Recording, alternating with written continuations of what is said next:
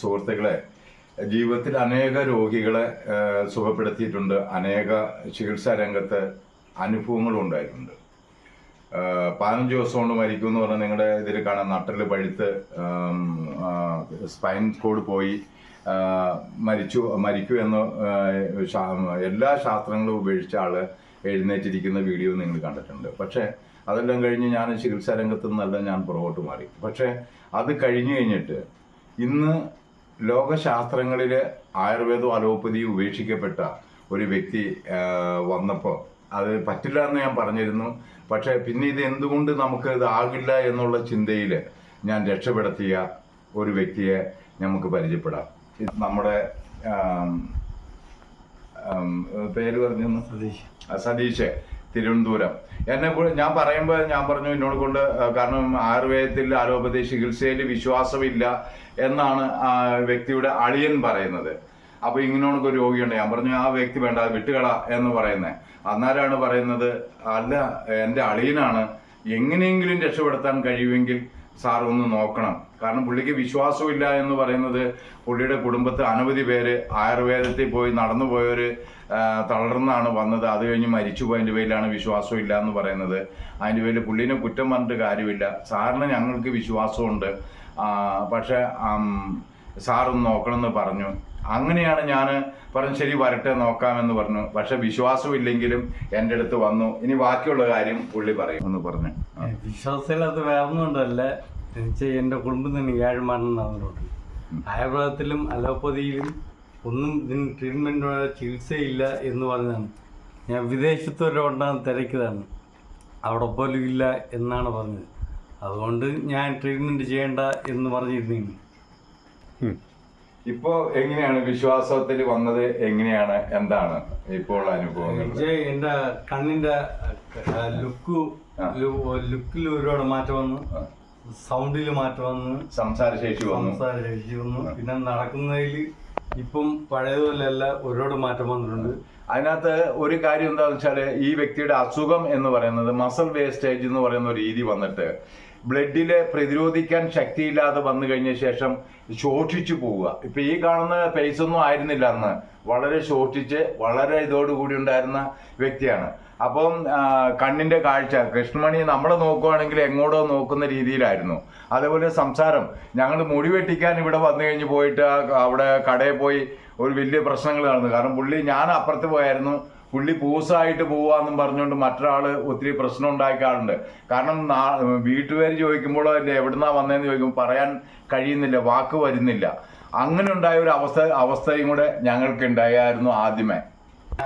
ട്രീറ്റ്മെന്റിൽ ആദ്യത്തെ ഘട്ടം കഴിഞ്ഞ് പോയായിരുന്നു. അതിൽ തന്നെ എനിക്കൊരു 40% മാറ്റം ഉണ്ടായിരുന്നു. അതിനുശേഷം 6 മാസം വെച്ച് 2 ഘട്ടം ട്രീറ്റ്മെന്റ് വന്നിരുന്നു.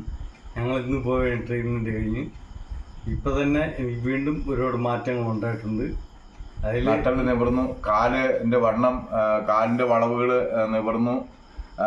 അതേപോലെ തന്നെ കൃഷ്ണമണികൾ കൃത്യമായി വന്നു. പിന്നെ മുഖങ്ങൾ വളർന്നു, ശരീരത്തിന് തൂക്കം വന്നു, നിറം വന്നു.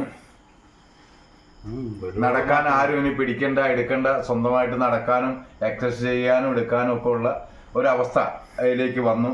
അത് കഴിഞ്ഞിട്ട് ഇനി അതിന്റെ യഥാർത്ഥ ഒരാള് പറയും, നമ്മളൊക്കെ കാണുന്നതല്ല.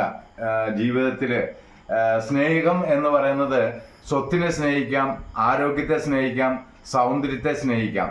പക്ഷെ ഇതിനെല്ലാം ഉപരി ഇതെല്ലാം വിട്ടുകൊണ്ട് ഈ വ്യക്തി അന്ന് ഒന്നുമില്ലാതിരുന്ന ഒരു കാലഘട്ടങ്ങളിൽ ആ വ്യക്തിയുടെ, ഇപ്പം ഇത് പിടിക്കുന്നത് സ്വന്തം ആങ്ങള തന്നെയാണ്.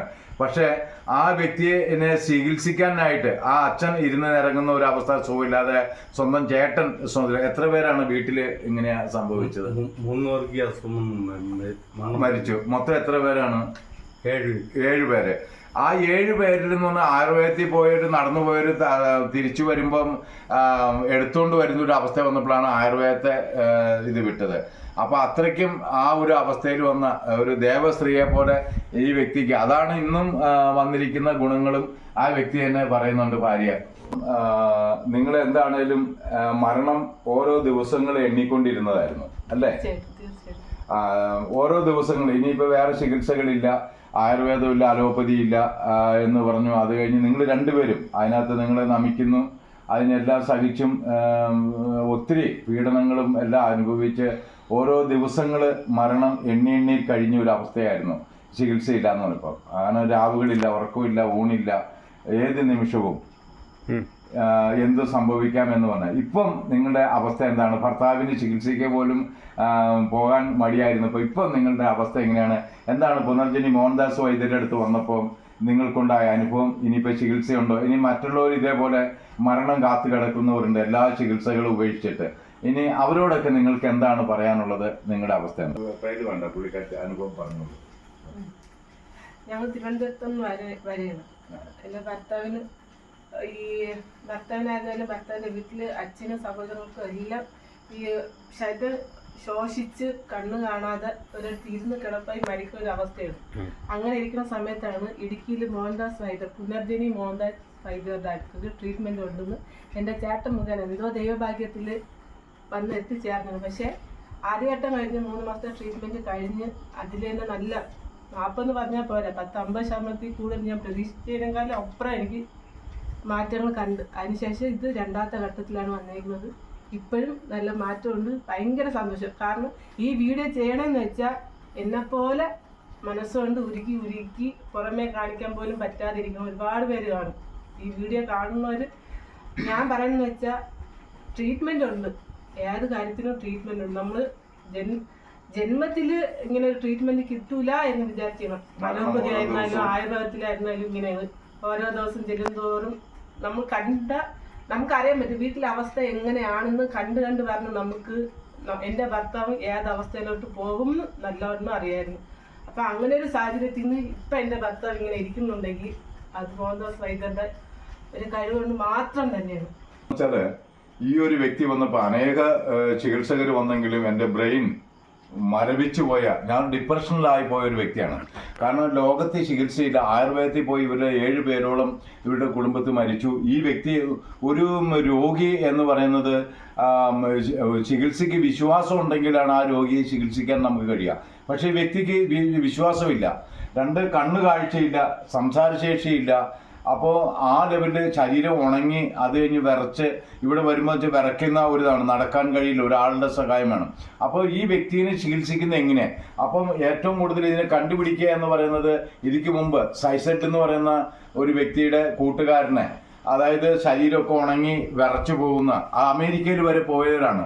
അപ്പോൾ ആ വ്യക്തിക്ക് ചികിത്സയില്ല എന്ന് പറഞ്ഞു കഴിഞ്ഞു. ഞാൻ പറഞ്ഞു ഞാൻ നോക്കാം എന്ന് പറഞ്ഞു. എന്താണേലും ഇന്ന് ഹൈ ലെവലിൽ ഇന്ന് വിവാഹം കഴിച്ച് കുടുംബജീവിതം നയിക്കുന്ന ആ വ്യക്തി, സൈസെറ്റിൻ്റെ ഒരു കൂട്ടുകാരൻ, ആ വ്യക്തി പറഞ്ഞിട്ടായിരുന്നു വന്നത്.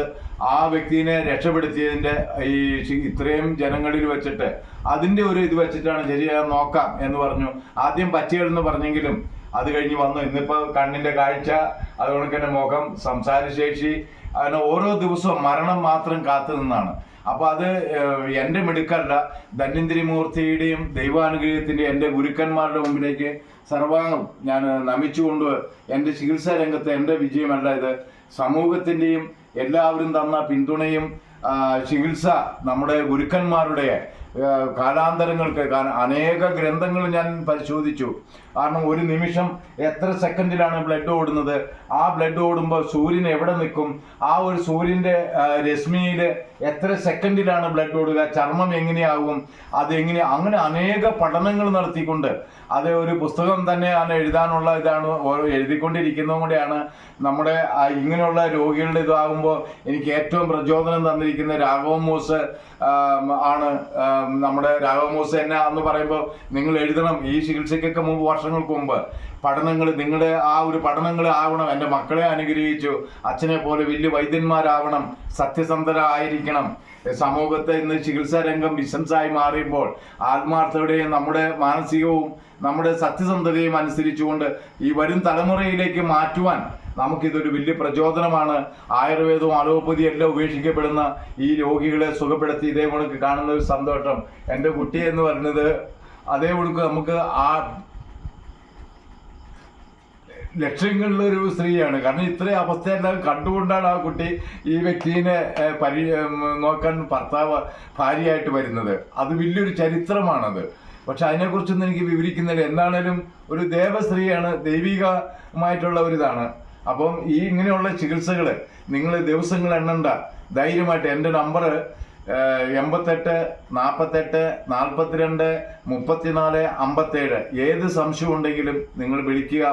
അതിന് മരുന്നുകളുണ്ട്, അത് നമ്മൾ ഉണ്ടാക്കുകയാണ്. കാലാവസ്ഥയും ഓരോ രീതിയിലും മനുഷ്യ ശരീരം കഫശരീരമാണോ, ഉഷ്ണശരീരമാണോ, പിത്തശരീരമാണോ, അവൻ്റെ കാലാവസ്ഥ രീതി, അവൻ്റെ ബ്ലഡിൻ്റെ അവസ്ഥകൾ, അവൻ്റെ ഹോർമോണുകൾ എങ്ങനെ പ്രവർത്തിക്കണം, ഏതാണ്, ഏത് സമയത്താണ്, അതനുസരിച്ചാണ്. അതാണ് പുനർജനി മോഹൻദാസ് വൈദ്യര് എന്ന് പറഞ്ഞാൽ ഞാൻ ഇന്നത്തോളമാക്കി നിങ്ങളൊക്കെ തന്നെയാണ് ഇതേപോലെ എന്നെ ഇവിടം വരെ ഉയർത്തിയ ദൈവത്തിൻ്റെ ആ വലിയ ഒരു അനുഗ്രഹം തന്നെയാണ്.